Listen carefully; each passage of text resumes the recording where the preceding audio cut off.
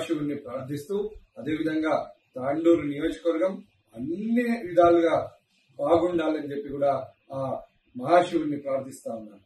అదేవిధంగా ఈరోజు కొన్ని మీడియా ఛానళ్లలో ఏవేవో వార్తలు ప్రచురించడం జరిగింది. దాంట్లో మరి నేను ఏదో దుబాయ్లో నన్ను అరెస్ట్ చేసినారని చెప్పి ఇంకేదో అని చెప్పి ఇష్టం వచ్చినట్టు కథనాలు వస్తా ఉన్నాయి. దీంట్లో ఏ మాత్రం కూడా వాస్తవం లేదు అని చెప్పి నేను తెలియజేస్తా ఉన్నాను.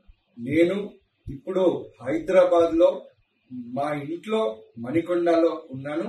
నేను నా శ్రేయోభిలాషులను, మా పార్టీ శ్రేణులను, మా తాండూరు ప్రజలందరినీ కూడా నేను తెలియజేస్తా ఉన్నాను. ఎవ్వరు కూడా చింతించాల్సిన అవసరం లేదు. ఎవ్వరు కూడా ఈ తప్పుడు ప్రచారాన్ని మీరు నమ్మొద్దని చెప్పి నేను మీ అందరితో తెలియజేస్తూ మళ్ళొక్కసారి